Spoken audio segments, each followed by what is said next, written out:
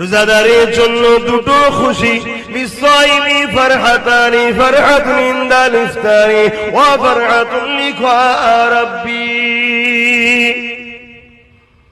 এ নওজওয়ানেরা, রোজাদাররা যখন ইফতার নিয়ে বসে, আল্লাহ পাক হাদিসে কুরসির মধ্যে জানায় এটা একটা রোজাদারদের জন্য বড় আনন্দ। আর একটা হলো রোজাদারদেরকে আল্লাহ নিজের দিদার দেবেন বলেছে। এ যুবকেরা, তোমরা বাপেরা, আর এই রোজা কি ছাড়বেন না? এই রোজা এক মাস আসছে, রোজা রাখবে, আল্লাহকে খুশি করার জন্য রাখবে। কেন আল্লাহ বলেছে রোজা আমার খাস ইবাদত, নামাজ খাস ইবাদত বলেন, হজ খাস ইবাদত বলেন, যাকাত খাস ইবাদত বলেন, রোজাকে খাস ইবাদত বলেছে। সবটাই আল্লাহর জন্য। তবে রোজাটা কেন খাস বলেছে? নামাজের মধ্যে লোক দেখানো থাকতে পারে, নাও থাকতে পারে, না দেখানোটাই তো আল্লাহর জন্য। কিন্তু নামাজের মধ্যে লোক দেখানো থাকে, চল হুজুর বলছে একটু পড়ি, চল বিআই এসছে একটু পড়ি, না পড়লে লোক খারাপ বলবে তাই পড়ি। এখানে লোক দেখানো থাকতে পারে, কিন্তু কেউ শুকিয়ে শুকিয়ে থাকবে না, যদিও থাকে লুকিয়ে লুকিয়ে খেয়ে নেবে। কি বুঝছেন তো নাকি? তাই আল্লাহ বললো এটা আমার খাস ইবাদত। কমসে কম পুকুরে ডুব মেরেও তো পানি খেলেন। কে কে খেয়েছেন ডুব মেরে পানি? ছোটবেলায় খান না? কিন্তু রোজা ও আল্লাহর খুশির জন্য, তাই চোখের আড়ালে হয়ে গেল, সেই আল্লাহর জন্য সে রোজা রাখে। আল্লাহ বা বড় দয়ালু, তবে তিনার কাছে নত হতে হবে। তিনি তোমার আমার জন্য অবশ্যই বড় মেহেরবান। এ দুনিয়ার মানুষ শুনে রেখে দাও, দুনিয়ার রাজা প্রজারা তারা আসামি খুঁজে বেড়ায়, তাদেরকে শাস্তি দেবে বলে, আর আমার আল্লাহ আসামিদেরকে ডেকে ডেকে ডেকে ডেকে বলে আমি তোদেরকে মাফ করে দেব। বুঝতে পারছেন মাইকের আওয়াজ? দুনিয়ার রাজা মহারাজারা আসামি খোঁজে শাস্তি দিবার জন্য, আর আমার আল্লাহ আসামি দেখে মাফ করার জন্য। জোরে বলুন সুবহানাল্লাহ।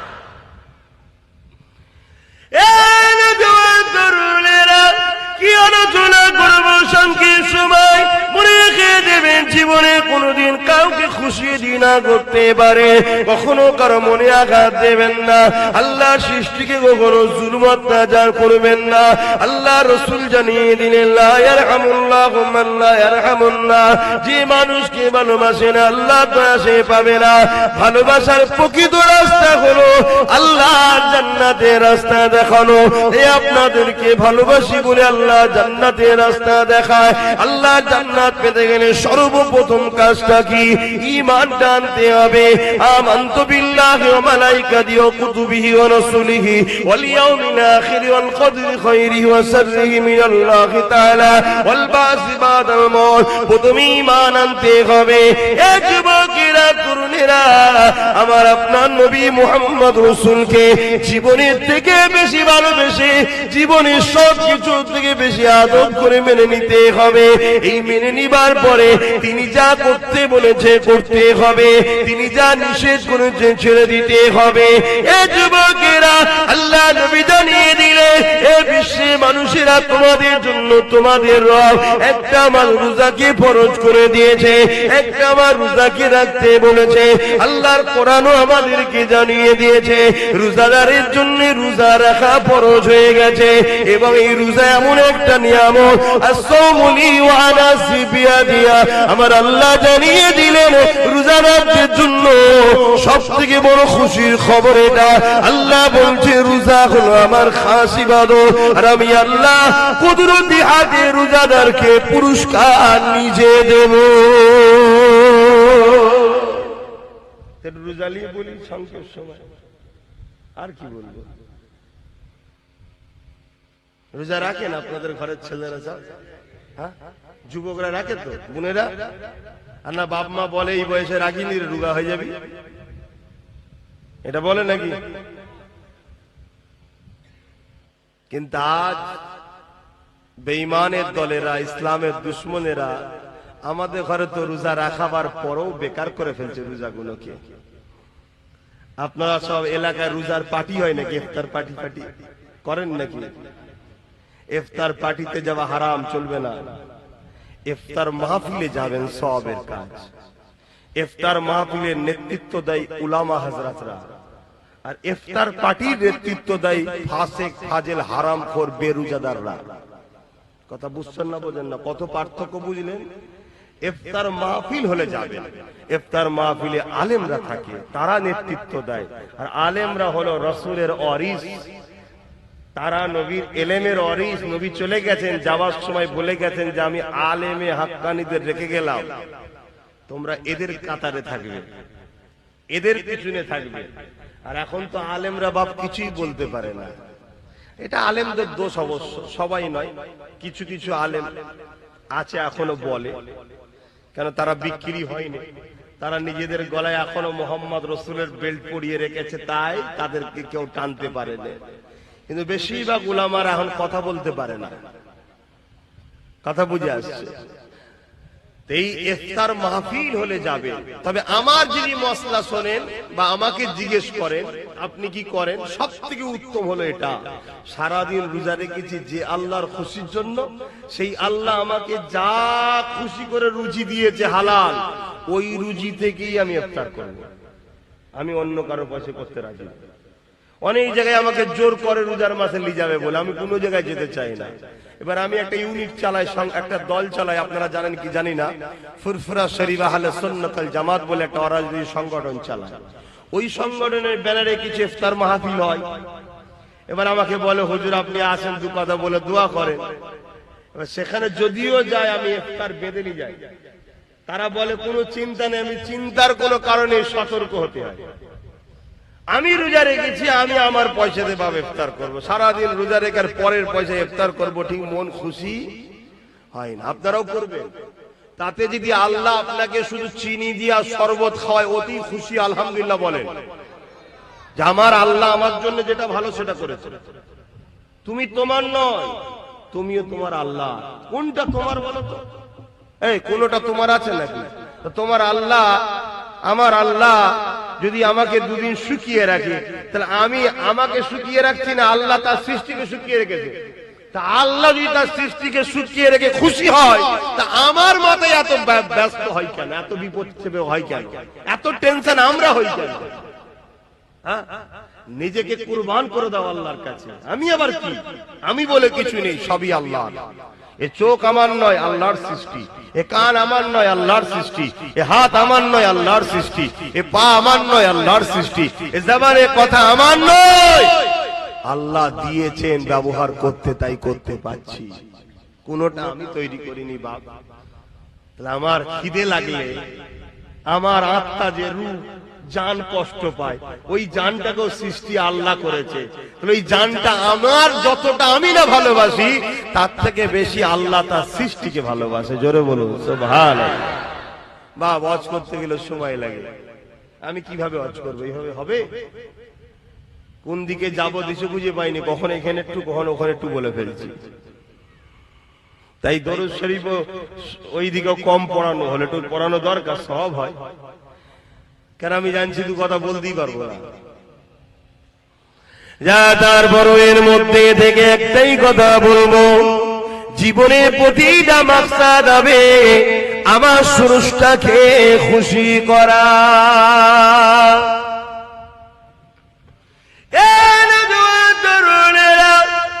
অবশ্যই বাবা আপন, কিন্তু আল্লাহ থেকে আগে নয়। অবশ্যই পীর মুর্শিদ আপন, কিন্তু আল্লাহ থেকে আগে নয়। অবশ্যই স্বামী স্ত্রী আপন, কিন্তু আল্লাহ থেকে আগে নয়। অবশ্যই নেতা লিডাররা আপন, কিন্তু আল্লাহ থেকে আগে নয়। সবকিছুর আগে একটা কথা মাথায় নিয়ে নেন, মান আহাব্বা লিল্লাহ ওয়া আবগাদা লিল্লাহ ওয়া আতা লিল্লাহ ওয়া মানআ লিল্লাহ ফাকাদ ইস্তাকমালাল ঈমান। এ দুনিয়া মানুষ রেখে দাও গো, নিঃশ্বাসের কোনো বিশ্বাস নাই, এসেছি যখন চলে একদিন যেতে হবে, কে কবে যাবে আল্লাহ বা ভালো জানে। পৃথিবীর সবাই চেষ্টা করো তোমায় নিতে পারবে না, যেদিন আমার আল্লাহ ডাকবে ওই দিন পৃথিবীর সবাই চেষ্টা করো বাঁচাতে পারবে না। আল্লাহর উপরে ভরসা রেখে কোন কাজটা করলে আল্লাহ খুশি হবে সেই কাজটা করো, যেটা করলে আল্লাহ বেজার হবে সেটা ছেড়ে দাও। মা বাপকে ভালোবাসতে হবে কিন্তু আল্লাহর জন্যে, স্বামীকে ভালোবাসতে হবে কিন্তু আল্লাহর জন্যে, স্ত্রীকে ভালোবাসতে হবে কিন্তু আল্লাহর জন্যে, দুনিয়ার লিডারকেও ভালোবাসতে হবে কিন্তু আল্লাহর জন্যে। যদি তোমার মা বাপ তোমাকে ইসলাম বিরোধী কথা বলে ওই কথা তোমাকে মানা যাবে না, কেননা মা বাপ আগে নয় আল্লাহ আগে। তোমার স্ত্রী যদি তোমাকে ইসলাম বিরোধী কথা বলে ওই কথা মানা যাবে না, কেন স্ত্রী আগে নয় তোমার স্রষ্টা আগে। তোমার স্বামী যদি তোমাকে ইসলাম বিরোধী কথা বলে এ নারীরা স্বামীর কথা মানা যাবে না, কেননা স্বামীর আগে তোমার স্রষ্টা। ঠিক তেমনই তোমার দুনিয়ার লিডার যদি তোমাকে ইসলাম বিরোধী কোনো কথা বলে ওই কথা মানা যাবে না, কেননা দুনিয়ার লিডার আগে নয়, তার আগে হলো তোমার আল্লাহ। দুনিয়ার লিডার যদি তোমাকে আল্লাহর পক্ষে কথা বলে তবেই মানা যাবে। তোমার ইমাম যদি তোমাকে আল্লাহর বিরুদ্ধে কথা বলে ওই ইমামের কথা মানা যাবে না।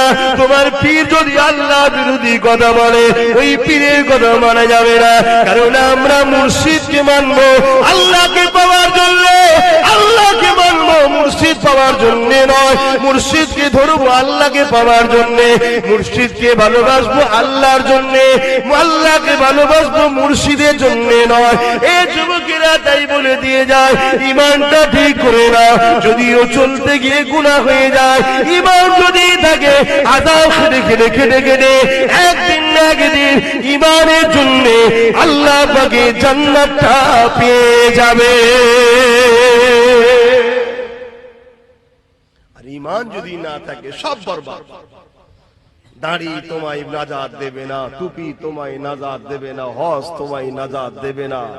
এগুলো তোমার মাকামকে বাড়ায় যদি ইমানদার হও। ইমানদারের মুখের দাড়ি থাকলে মাকাম বাড়লো, ইমানদারের মুখের মাথায় টুপি আছে মাকাম বাড়লো, ইমানদার ন্যায় পরায়ণ মাকাম বাড়লো। ইমান নেই তো কিচ্ছু নেই। আর ইমান কি?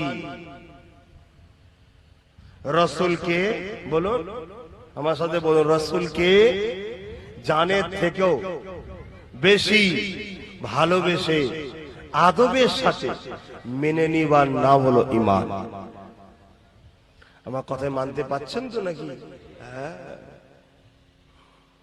আল্লাহ পাক বলে দিয়েছে আমার হাবিবকে ধর। তোরা আমার সম্বন্ধে বেশি চিন্তা করলে মাথার ফিউজ আউট হয়ে যাবে। কথা বুঝাস? তোরা আমার হাবিবকে ধর, ওইটাকে আমি পাঠিয়েছি, উনি যা বলবে মেনে নে। কোরআন বলছে, আগেই বললাম না হাফেজ সাহেব, মা আতাকুমুর রাসূল ফাখুযুহু ওয়া মা নাহাকুম আনহু ফান্তাহু। রাসূল যা আদেশ করেছে মেনে নাও, আছে তো কোরআনে। নবী যা নিষেধ করেছে ছেড়ে দাও। আল্লাহর নবী মদ খেতে বলেছে, মাতালকে সাপোর্ট করতে বলেছে। আল্লাহর নবী সুদ খেতে বলেছে, সুদকে সাপোর্ট করতে বলেছে। আল্লাহর নবী চুরি করতে বলেছে, চোরকে সাপোর্ট করতে বলেছে। আল্লাহর নবী মানুষের উপর জুলুম করতে বলেছে, জুলুমকে সাপোর্ট করতে বলেছে। কিন্তু আমরা তো সব করে বসে আছি বাবা। অন্যায় করার অন্যায়কারীকে সাপোর্ট করা এক না আলাদা? জোরে বলো। এখন আপনি একটা কুকুর পুষেছেন বা ময়াল সাপ পুষেছেন, আপনি তাকে খাইয়ে দাইয়ে সহযোগিতা করে মোটা সুটা করেছেন, সে এখন পাড়া দুটো লোককে ধরে পুরো গিলে খেলিয়েছে। এখন আপনাকে যদি এসে বলে তোর জন্য আজকে এই বিপদ, কেন তোকে আমরা বলেছিলাম যোগে পুষিসনি, ও ভালো তারে বুঝবে। বুঝতে পারছেন? বোঝেন। যদি না বোঝেন তো কোদালে যখন মাটিতে পুঁতে দেবে তখন বুঝিয়ে দেবে কোনি ফেরেশতা এসে, কালার কানা শুধু পিটবে। প্রথমে এসে মারবে, যখন এত চিৎকাবে বান্দা বান্দি ওর দিকে ময়া লেগে গেছে, ও আল্লাহ এই এত কষ্ট হচ্ছে দেখে ভয় লেগে গেছে, আল্লাহ চোখে অন্ধ করে দেবে, আর দেখতে পায় না। তারপর কানে চিৎকার শুনছে তো, বলছো আল্লাহ এর আওয়াজ শুনতে পাচ্ছি, আল্লাহ কানেও কালা করে দেবে, এবার পিটিয়ে যাবে, কিয়ামত পর্যন্ত পিটবে। একবার করে মারবে 70 গজ, কথা বুঝে আসছে, নিচেই চলে যাবে, আবার টেনে তুলে নিয়ে আসে, আবার মারবে, যেখানে শেষ নেই। এই আমরা মৌলী সাহেবরা গল্প করছি নাকি? জাহান্নামীদের ঘরে যখন দেয়া হবে, এই সূরাতে দেয়া হবে না, আর এই চামড়া গুলো 70 গজ মোটা হবে, এই শরীরের চামড়া 70 গজ মোটা হবে। দুনিয়ার চামড়ায় আগুন লাগলে কি হয়? পুড়ে ছাই হয়ে যায়, কথা বুঝে আসছে না? এই কিছুদিন আগে পেপার টেপারে দেখছিলেন, পুরা বার করছে, বেঁকে চুরি ইটু হয়ে গেছে, দেখছেন না? পুড়ে ছাই হয়ে যাবে। আর কিয়ামতে যখন জাহান্নামে দেবে, ও আগুন লেগেই যাবে, শুধু যেমন সেই চর্বি, কখনো দেখেছেন শিক কাবাব করেছেন? কাবাব কুরবানির সময় কাবাব টাবাব করেন কি গো হাজী সাহেব, খেয়েছেন? ওই কাবাবের সাথে দেবেন একটা চর্বি থাকে, তলা থেকে টপ টপ করে পানি পড়ছে, ও কিন্তু সহজে গলছে না, তা আগুন লেগেই যাবে, রস বেরিয়ে যাবে, চামড়া কিন্তু পুড়াবে না, মানে কষ্ট হবে, শেষ হবে না কিয়ামত। তাই বুঝে নাও। এখন পাড়ার লোকেরা বলছে, তোকে বলেছিলাম এ সাপ পুষবি নি, এ সাপ কিন্তু বড় হলে ক্ষতি করবে, তুই দুধ কলা খাইয়ে তাকে আদর করিয়ে বড় করলি, ও তো পাড়ার দুটো লোককে খেয়ে ফেলেছে, এবার কি হবে? বলছে আমি কি খেয়েছি? সাপ তো খেয়েছে। বলছে তুই তো পুষে বড় করেছিস, তো মার বাড়িওয়ালার হবে না? হবে? বুঝতে পারছেন? তাহলে কেউ যদি জুলুম করে সে শুধু মার খাবে না, আমরাও জালিমকে সাথ দিয়েছি, আমাদেরও পেঁদানি খেতে হবে। তাঁরা হয়েছে কোথায়? সব বুঝবে আল্লাহ, আল্লাহ পাক কাউকে ছাড়বে না। এখনো সময় আছে, অসঞ্চ পরিবর্তন হও। আমার নবীর কথা মানবে না? মানবে না? হাত তুলে দেখাও কারা মানবে। আলহামদুলিল্লাহ। মিশকাত শরীফ আব্দুল্লাহ ইবনে উমর থেকে রওয়ায়াত, নবী বললেন, হে আমার মাননেওয়ালারা। কারা মাননেওয়ালা? নবীর হাত তুলে দেখান, নবীর মাননেওয়ালা কারা? আলহামদুলিল্লাহ, আপনাদের জন্য হাদিসটা বলছি। হে আমার মাননেওয়ালারা, কিয়ামতের শেষ দিন পর্যন্ত তোমরা আমার খানদানের ঝান্ডা তলায় থাকবে। জোরে বলুন সুবহানাল্লাহ। অর্থাৎ কুরাইশ বংশের ছেলের নেতৃত্ব মানতে হবে। আজ আমি একটা ইউনিট তৈরি করছি, আপনারা নিশ্চয়ই জানেন। তা আমার নেতৃত্ব মেনে নেবেন না? নেবেন না? মেনে নিতে হবে বাপ। সময় এখনো আছে, তওবা করুন, আল্লাহর কাছে কাঁদুন যে আল্লাহ জীবনে যা করেছি করেছি, জানতাম না করে ফেলেছি, আজ জেনে গেছি আর না। মনে রেখে দেবেন, এই কবরের জমিনে যখন তোমাকে আমাকে রাখা হবে, কেউ যাবে না এই কবরের জমিনে, কিন্তু এই কবরের জমিনে একজন আসবে। বুখারী মুসলিমের হাদিস, আল্লাহ বাতিনাকে নিয়ে আসবে, তিনি তাশরীফ আনবে, তিনি অন্য কেউ নয়, দুনু জাহানের সুলতান নবী দু আলম নবী মুহাম্মদ রাসূল তাশরীফ আনবে। দুনিয়ায় যদি তিনার নেতৃত্ব মেনে নাও, তিনাকে যদি লিডার বলে মানো, আর তিনার পক্ষ থেকে আমরা নেতৃত্ব দিচ্ছি, অর্থাৎ তিনার কথাকে আপনাদের কাছে পৌঁছে দিচ্ছি, আমাদের কথা নয়, কথা বুঝছেন? সেই রাসূলের আদর্শকে যদি মেনে নাও নিজের জীবনে, তাহলে নবী আমার তখন কিয়ামত কবরে বলবে, ফেরেশতা ও আমার গোলাম ছিল, কে নাজাত দিয়া দেয়া হোক। জোরে বলুন সুবহানাল্লাহ। আর দুনিয়ায় রাসূল ছেড়ে দিয়ে নবীর দ্বীনকে যারা মিটাচ্ছে, তাদেরই পিছনে হই হই করে ঘুরে বেড়াও।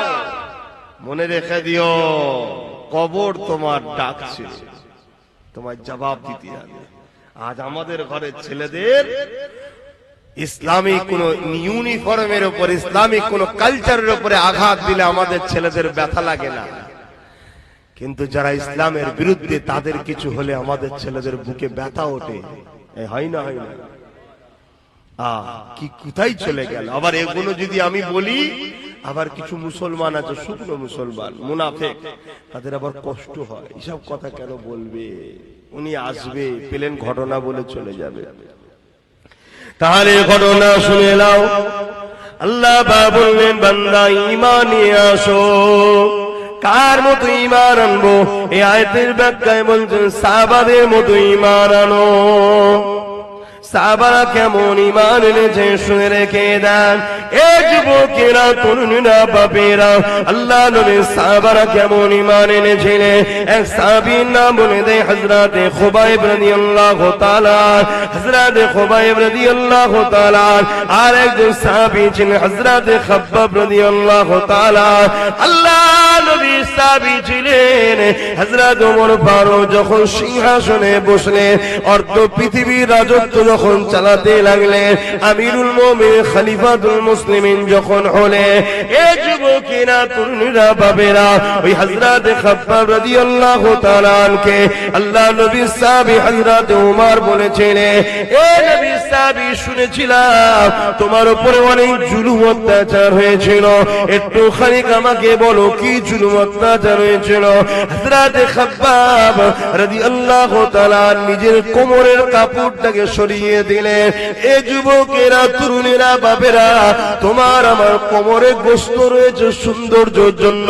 আল্লাহ নবীর ওই সাহাবীর কোমরটা পুরো প্লেন ছিল, গোশত ছিল না। আল্লাহ নবীর সাহাবী হযরত ওমর দেখে বলতে লাগলে, ভাই খাব্বাব, এই রকম কোমর তো আল্লাহ জমিনে কারো দেখেনি, কি ব্যাপার আল্লাহ তোমাকে এরকম বানালো?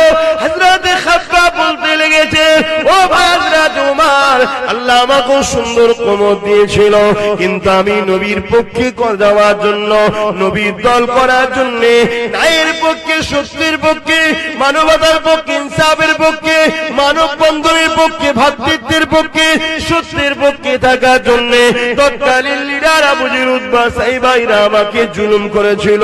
আমাকে বলেছিল মুহাম্মাদের দল ছেড়ে দে, আমাদের দলে চলে আয়, মুহাম্মাদের দল ছেড়ে দে, আমাদের দলে চলে আয়, না হয় তোর উপরে জুলুম হবে, অত্যাচার হবে। ও ভাইরা তোমার, আমি বলে দিয়েছিলাম জান দিয়ে দেবো, তথাপিও নাই সত্য ছাড়বো না। আজও তোমাদেরকে বলা হয়, কি বলা হয় না, হয় না, জুলুমের দিকে আসো, মিথ্যার দিকে আসো, অন্যায়ের দিকে আসো, সন্ত্রাসীর দিকে আসো, ফিতনার দিকে আসো, খুনের দিকে আসো, মার্ডারের দিকে আসো, চিটিংবাজির দিকে আসো, তুলাবাজির দিকে আসো, বলা হয় না, হয় না। আর বলতে লাগে না, আপনাদের ঘরে এখন এক মুঠো বিরিয়ানি দিলেই চলে যাবে, বেশি খরচ করতে লাগে না।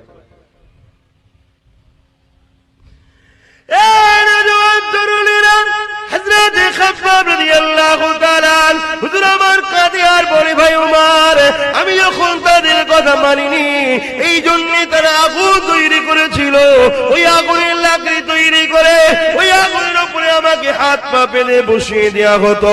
ওই আগুন পুড়ে পুড়ে পুড়ে পুড়ে আমার কোমরের গোশতগুলোকে পুড়াতে লাগতো। এখন কোমরের গোশতগুলো থেকে রস বাহির হতো, আগুনটা নিভিয়ে যেত, আবার সাইডে বসিয়ে আবার আগুন তৈরি করতো, আবার বসিয়ে দিত। এইভাবে পোড়াতে পোড়াতে পোড়াতে পোড়াতে পোড়াতে আমার কোমরের গোশতগুলো আগুনে সব খেয়ে ফেলেছে। ভাই ওমর, আমার মুখে লটকে গরম করে ছেঁকা দিয়া হতো, আর বলতো মুহাম্মদকে ডাকবি না, আল্লাহকে ডাকবি না। এ যুবকেরা, তরুণীরা, আব্বারা, তাদের মতো ঈমান আনতে হবে। কোরআন বলছে আমাদের ঈমান কোথায় রয়েছে দেখো। এ যুবকেরা, তরুণীরা, বাপেরা, আজ আমরা তাদের মতো ঈমান আনতে পেরেছি কি ভাবো? নাই নাজাত পাবেন না, আখিরাতটা বড় কঠিন হবে। কি ভাবছেন, কি করছেন আমি জানি না, যদি কারো মনে হয় যখন হবে তখন দেখবো, কি দেখবে যুবক? চুলের থেকে সরু, হিরের থেকে ধার, একটা রাস্তার উপর দিয়ে যেতে হবে, পুলের উপর দিয়ে। পুলের ওই দিকটা যে জান্নাত, তলায় আছে জাহান্নাম। আল্লাহ বলবে যারা জান্নাতে যেতে চাও যাও, ওই পুলটা কিন্তু পার করতে হবে। ওই পুলটা পার করতে গেলে দুনিয়ার ঘুষ দিয়ে আমাদের চলে যাচ্ছে, দুনিয়ায় মার্ডার করার পর বাইরে বাইরে ঘোরা যাচ্ছে, কেননা নেতার হাত থাকলে সব জায়েজ হয়ে যাচ্ছে। কিন্তু এই পুলটা পার করতে গেলে কোনো ঘুষ চলবে না, কোনো দাদাগিরি চলবে না। ওই পুলটা পার করতে গেলে ঈমান লাগবে, ঈমান লাগবে। কেমন ঈমান? সাহাবাদের ঈমান যেমন ছিল, একদিকে হারাম তোমাকে ডাকছে, একদিকে হালাল তোমাকে ডাকছে, একদিকে শয়তান তোমাকে ডাকছে, একদিকে রাসূলের গোলাম আব্বাস তোমাকে ডাকছে, বা আলেম উলামারা তোমাকে ডাকছে। এ বাপেরা, নওজোয়ান তরুণেরা, তোমাদেরকে ডিসাইড করতে হবে আমি রাসূলের দলে যাব না ইবলিসের দলে যাব। কারণ পৃথিবীর জমিনে দুটো দল আছে, একটা রহমান আল্লাহ পাকের দল, আর একটা হলো ইবলিসের দল। আল্লাহ দলের পক্ষে 1,00,000 মতান্তর, 2,24,000 নবী রাসূল এসেছে, আখরি নবী মুহাম্মদ রাসূল এসেছে। সেই নবীর বর্তমানে নবী পাকের পক্ষ থেকে নবীর ওয়ারিসরা রয়েছে। কারণ নবী আমার বিদায় নিবার সময় বলে গিয়েছিলেন, বাবারা শুনে রেখে দাও, আমি নবী তোমাদেরকে 3টে জিনিস রেখে গেলাম, 2টো নয় 3টে। প্রথম নম্বর হলো কিতাবুল্লাহ, আল্লাহ পাকের কিতাব। দ্বিতীয় নম্বর সুন্নাতে রাসূলি, আমার সুন্নাহ। 3 নম্বর হলো আহলে বাইতি, আমার পরিবার, আমার খানদান। তাই মিশকাত শরীফে আব্দুল্লাহ ইবনে আব্বাস রাদিয়াল্লাহু তাআলা হাদিসটা বললাম, হযরত ওমর ইবনে আব্দুল্লাহ হুজুর হাদিসটা বললাম, কি নবী আমার জানিয়ে দিলে, এ আমার মাননেওয়ালারা, তোমরা ইদিক উদিক করো না, কেননা আমার খানদানের হাতে কিয়ামতের সেই দিন পর্যন্ত 2জন যদি আমার বংশে থাকে, তার মধ্যে একজনের হাতে আমার ঝান্ডা থাকবে। দেখুন, ভাবুন, কেন আমাদের কাজ সজাগ করে দেওয়া, জানিয়ে দেওয়া, কাউকে জোর করে টেনে আনবো না, টেনে আনবো না। এবারে আপনারা কি করবেন, কি ভাববেন, কি কোন রাস্তা বেছে নেবেন, সব তো আপনাদের ব্যাপার। কিন্তু পরিস্থিতি, দুনিয়া তো বরবাদ হচ্ছে, আখিরাতটাও বরবাদ হয়ে যাচ্ছে। ভাবো আমার যুবকরা, নিঃশ্বাসের কোনো বিশ্বাস নেই, এক্ষুনি চলে যেতে পারো, কি জবাব দেবে আল্লাহর কাছে? কেউ তোমার কবরে যাবে না, কেউ যাবে না। আর কবরে যিনি আসবেন, তিনি জীবনের শেষ সময়, দুনিয়াবি জিন্দেগি শেষ সময়, মৃত্যুর সময় বলেছিল তার উম্মতদেরকে লক্ষ্য করে, সালাত সালাত সালাত, নামাজ নামাজ নামাজ। জোরে বলুন সুবহানাল্লাহ। কে কে কে তিনি? কে বলুন? কে? হযরতে মুহাম্মদ সাল্লাল্লাহু আলাইহি সাল্লাম। সেই নবীর উম্মত আমরা গলা লম্বা করে বলি, বাপ আমি কখনো আসিনি আপনাদের এলাকায়। তা আসুন একটু বুঝার চেষ্টা করুন আমার সোনার ভাইরা, কিচ্ছু লাভ নেই, সব রং তামাশা দুনিয়ার খেল, এগুলো নেশা। রুটা বেরিয়ে গেলে সব দেখবেন অন্ধকার। দৈনিক কবর ডাকছে, চলে আসো, তৈরি হয়ে আসো, আমি কবর একা থাকার ঘর, আমি কবর অন্ধকার ঘর, আমি কবর পোকামাকড়ের ঘর, আমি কবর চতুর্দিকের মাটির ঘর, তৈরি হয়ে আসো। কি তৈরি হলো আমরা? এক্ষুনি যদি মারা যায় 12 ঘন্টার বেশি লাগবে না। আমাদের কথা বাদ দেন, আপনাদের ঘরে রাখবে কেন? ভয়, গন্ধ হয়ে যাবে, পচে যাবে, ফেটে যাবে, নানান সমস্যা। তা কবরে দেবে, কি জবাব দেবেন ওখানে গিয়ে? আর দুনিয়ায় যারা নামাজকে ভালোবেসেছে, কবরে যাবার পরে যখন দেখবে মাথার দিক দিয়ে একজন ফারিস্তা আসছে, শোনেন যুবকরা বিশেষ করে শোনো, বোনরা শোনো, বুড়ো বুড়িরা নামাজ পড়ে, ওখান উপায় নেই, কি করবে? কিন্তু ইয়ং বয়সে ইবাদত করার, বয়স্ক বয়সে ইবাদত করা আসমান জমিনের পার্থক্য। এই বয়সে ইবাদত করতে হবে, আল্লাহকে ভালো এই বয়সে বাঁচতে হবে। আহা, তো এই সময় কবরের মাথার গোড়া থেকে দেখবে একটা সুন্দর যুবক এসে দাঁড়িয়ে যে বলছে, ফেরেশতা, এই মর্দার কবরে তোমাকে মাথার দিক দিয়ে ঢুকতে দেবো না। কবরবাসী বান্দা বান্দি দেখবার, একে তো কোনোদিন দেখিনি আমি, কে এটা? বাপের ছেলেও নাই, মায়ের ছেলেও নাই। আবার কিছুক্ষণ পরে ফেরেশতা ডান দিক দিয়ে আসবে, আবার দেখবে ওটা সুন্দর যুবক দাঁড়িয়ে গেছে। যাক, মাথার গোড়ায় যে যুবকটা দাঁড়াবে ওটা হলো তোমার 5 ওয়াক্ত নামাজ। জোরে বলুন সুবহানাল্লাহ। আর একটু জোরে হবে না? আর একটু মহব্বতে হবে না? নারী দিবে 5 ওয়াক্ত নামাজ যদি পড়ো, ওই নামাজকে আল্লাহ সুন্দর করে তোমার মাথার গোড়ায় দাঁড় করিয়ে দেবে, কবর থেকে পাহারা দিয়ে, মহাশরে পাহারা দিয়ে তোমায় ধরে ধরে জান্নাতে নিয়ে যাবে। জোরে বলুন সুবহানাল্লাহ। সেই নামাজের মতো বন্ধু কেউ আছে? তাহলে সেই বন্ধুকে ছেড়ে দিলে আমি দেরি দেরি দেখলাম, আমি বললাম এই যা নামাজ পড়বি, যা নামাজ পড়ে বস, আমি যাচ্ছি। অনেক ছেলে দাঁড়িয়ে ছিল, নামাজ পড়ার কথা শোনেই নেই, কি ওয়াজ করবো? তোমরা যদি আমাদের কথা না শোনো তো তোমাদের কাছে এসে কি বেকার দরকার? আমার কথা কষ্ট নিচ্ছেন? আমার বাপ এসেছে, আমার দাদু এসছে, আমার পদ দাদু এসছে, যুগ যুগ ধরে আসছে দিনের দাওয়াত দিতে, তোমরা যদি শুনবে না তো কি হবে? ভালো বোঝার চেষ্টা করো বাপ ভাইরা, কিচ্ছু অন্ধকার সব হয়ে যাবে নিঃশ্বাস ফুরিয়ে গেলে।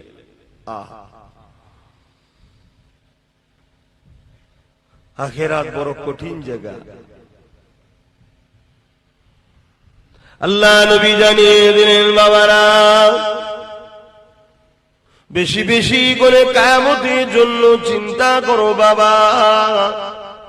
সাহাবা হুজুররা বলেন, ইয়া রাসূলুল্লাহ, হাবিবাল্লাহ, হুজুর আপনি কিয়ামতের জন্য বারবার কেন বলেন? কিয়ামত হবে তো নাকি? কবে হবে? আমার দাদুকে কেউ দেখেছেন? ছোট হুজুর পীর কেবলাকে কিয়ামতের কথা বলতো তো? আমার বাপও এসে বলে কিয়ামতের কথা, আমিও বলছি, তার বাপ বলেছে, তার বাপ বলেছে, এসব মৌলভী সাহেবদের বানানো না? হবে? আল্লাহর কোরআন জানায়, ইযা ওয়াকাতিল ওয়াকিয়া লাইসা লিওয়াকাতিহা কাযিবা। এটা এমন একটা ঘটনা যেটা অবশ্যই ঘটবে, যার মধ্যে কোনো মিথ্যা নাই। কোরআন যখন বলেছে কিয়ামত হবে, অবশ্যই হবে। কেন? কোরআন এমন একটা কিতাব পৃথিবীর জমিনে, জালিকাল কিতাব লা রাইবা ফি।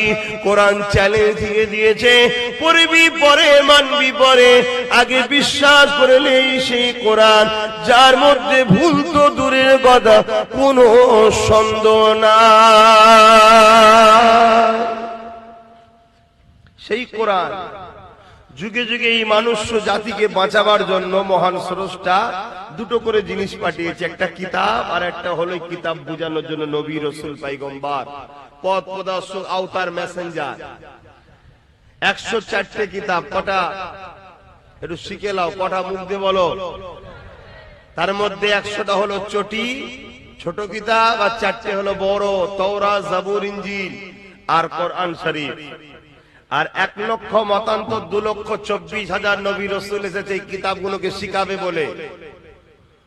শত শেষ নবী রাসূল হলেন মুহাম্মদ সাল্লাল্লাহু আলাইহি ওয়াসাল্লাম। তিনি যতটা আমার, ততটা আপনাদের, ততটা হিন্দু, দলিত, আদিবাসী, সাঁওতাল, বাগদি, ডোম, মুচি যা আছে পৃথিবীতে সমস্ত মানুষের জন্য উনি পথ প্রদর্শক, মেসেঞ্জার, রাসূল, আখিরি আওতার, আখিরি পয়গম্বর হয়ে এসেছেন। জোরে বলুন সুবহানাল্লাহ।